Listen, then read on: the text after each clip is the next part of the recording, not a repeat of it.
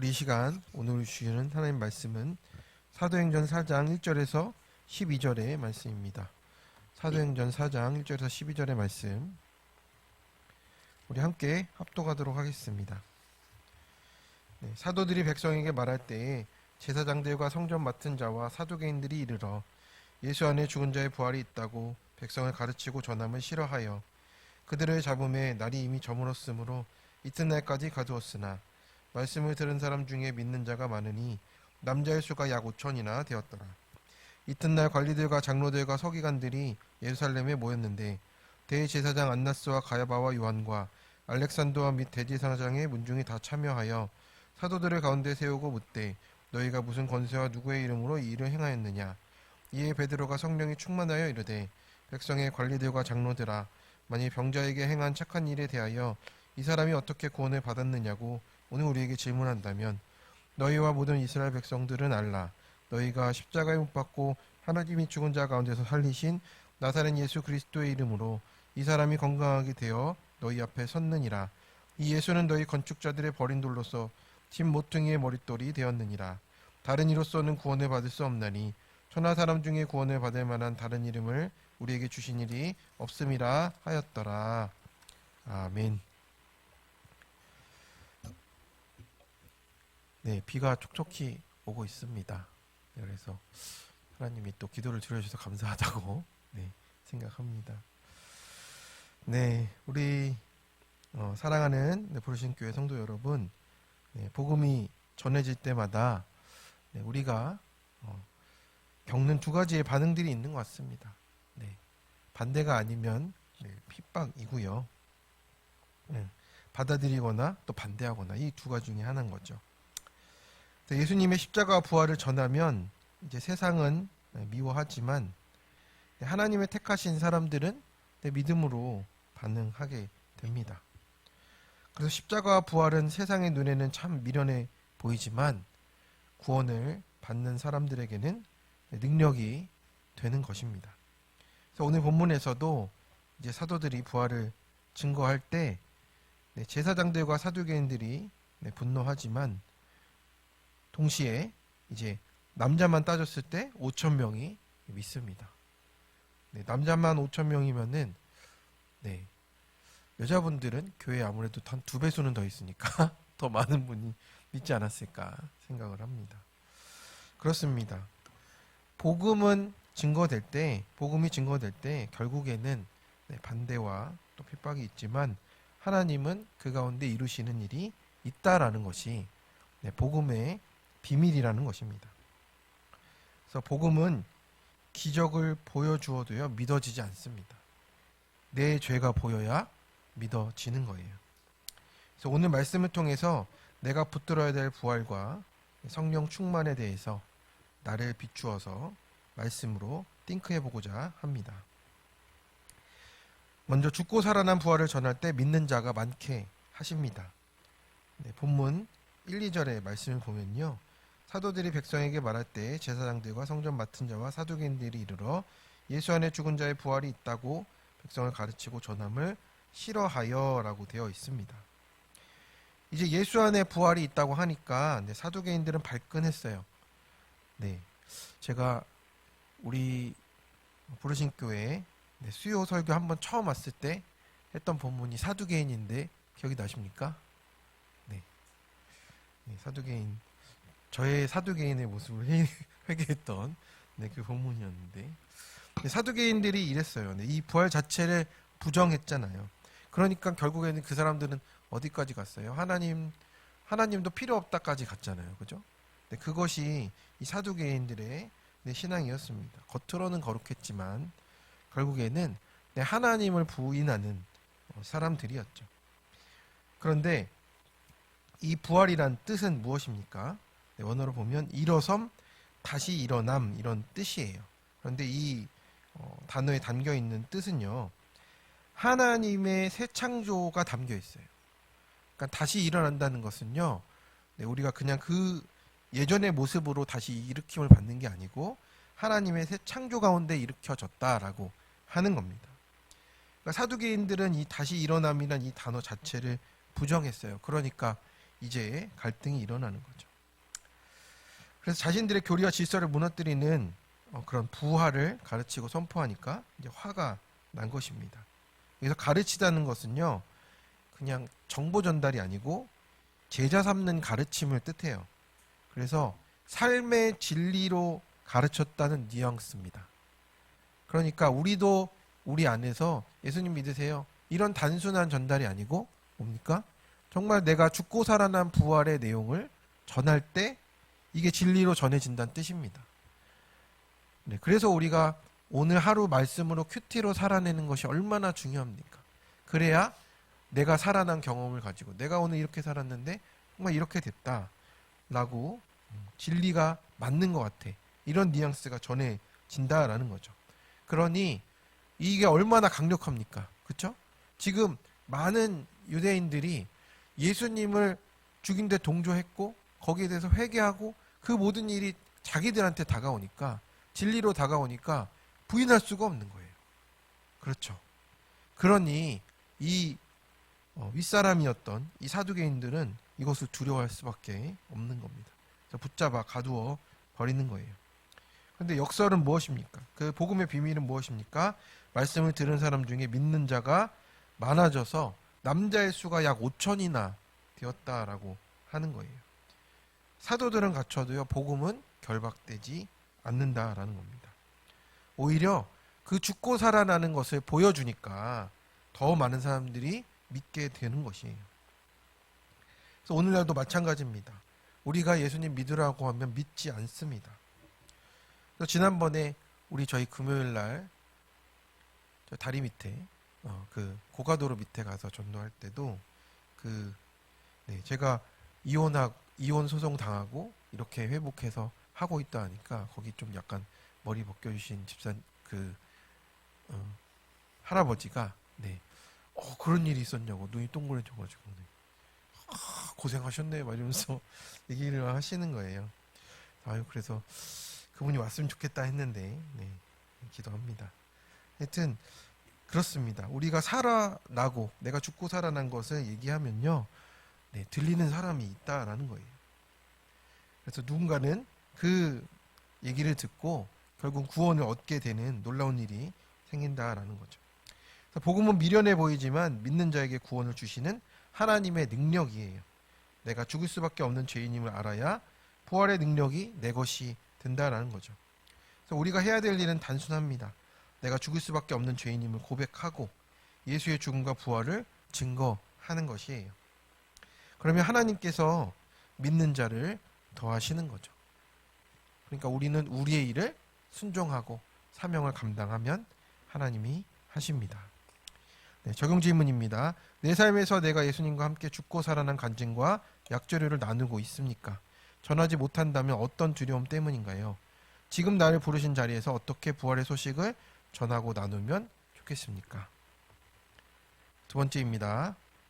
성령의 충만함으로 답하는 거예요.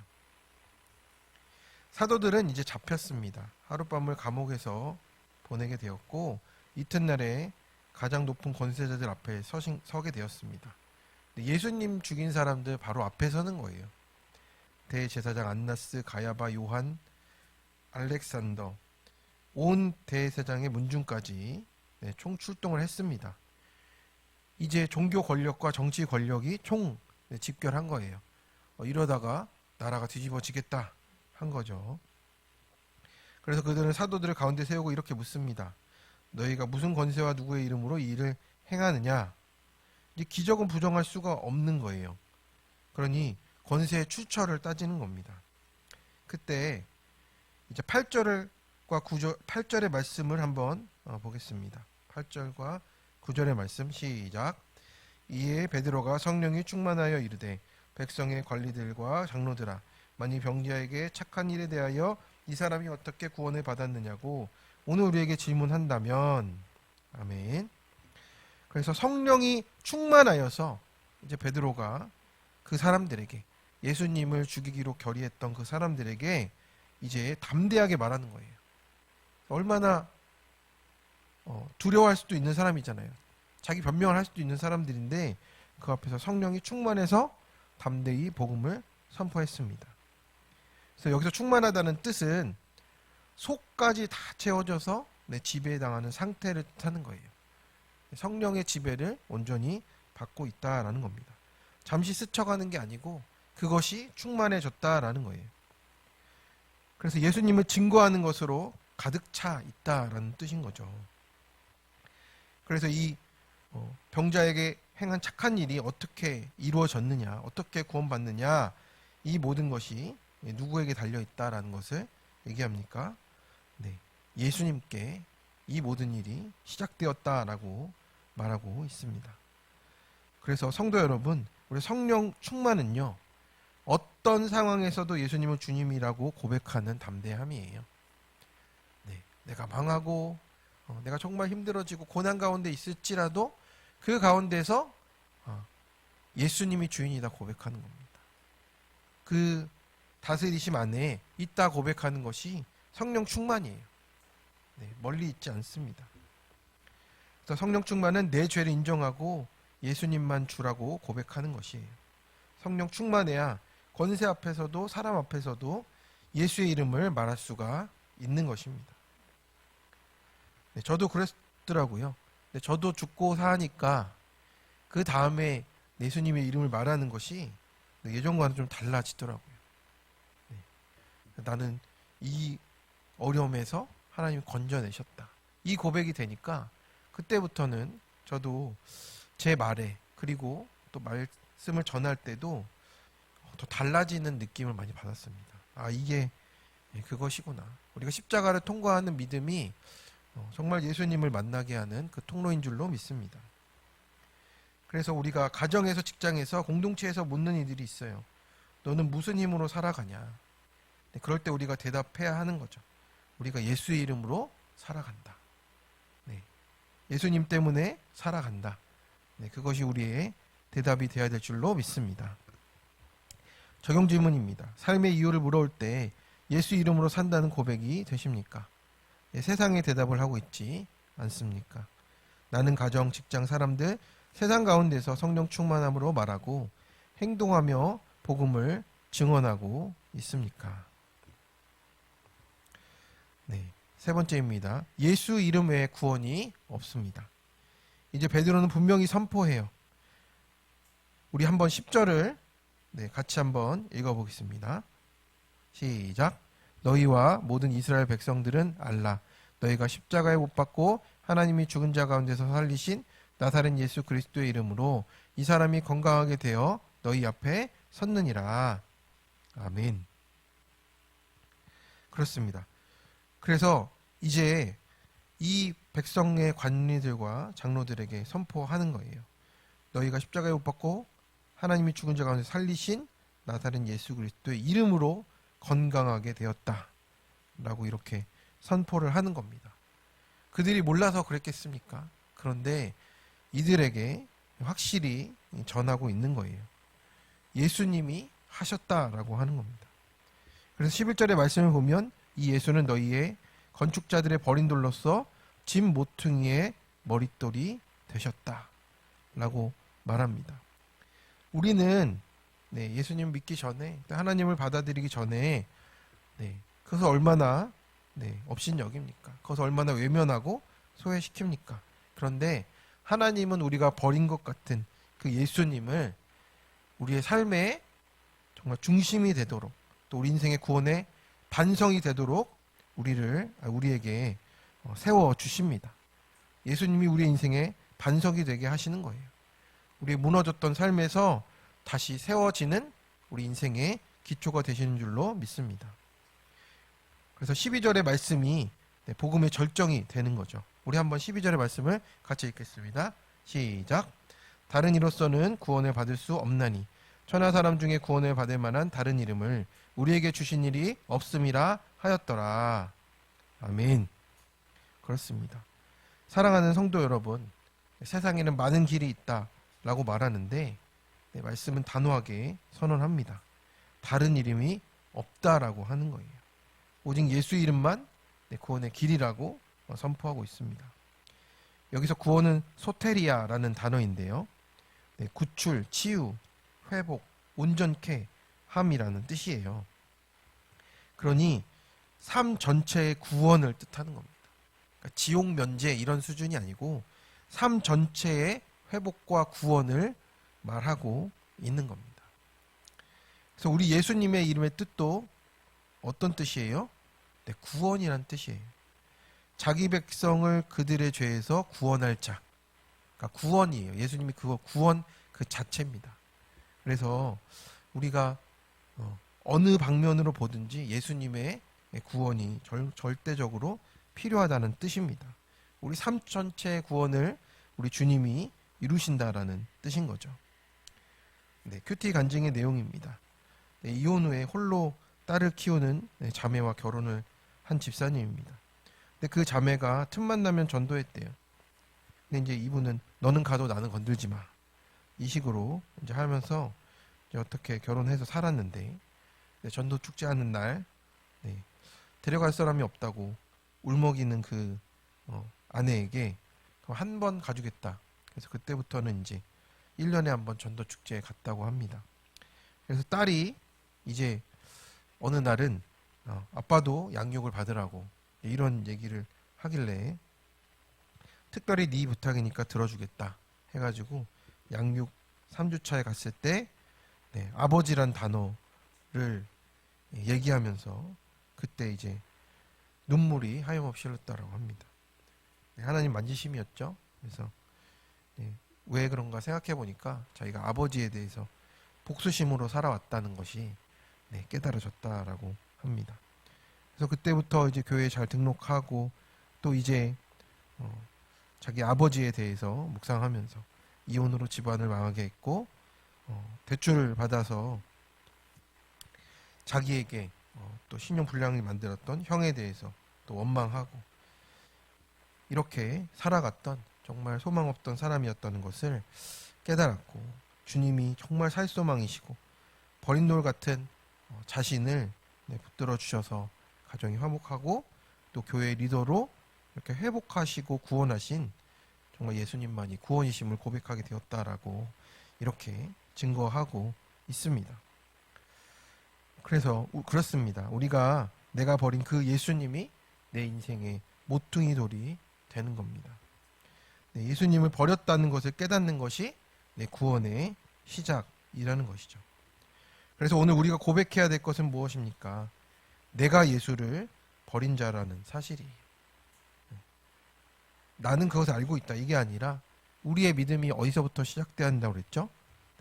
내가 예수님을 버린 것부터 내가 죄인이었음부터 시작을 해야 우리의 믿음이 절대 흔들리지가 않습니다.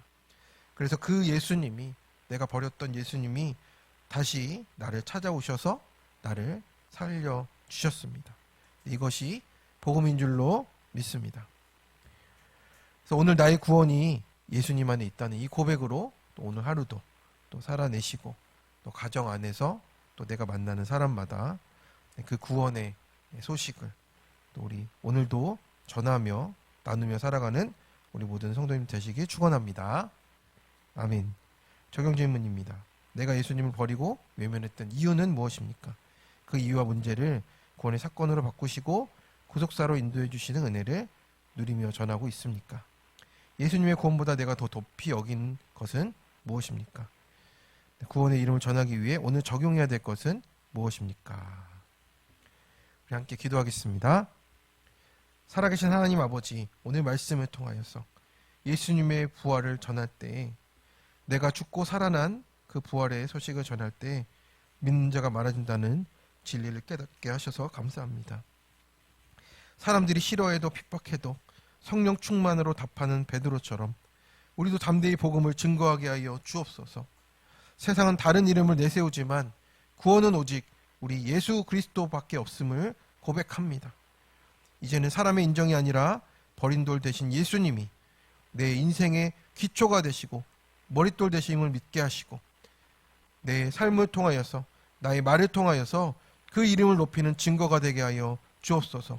오늘 하루도 어디서든 예수 이름으로 믿고 말하고 행동하게 해주시고 만난 이들에게 생명의 복음을 전하는 통로가 되게 하여 주옵소서. 모든 말씀 우리 주 예수 그리스도의 이름으로 간절히 기도드립니다. 아멘.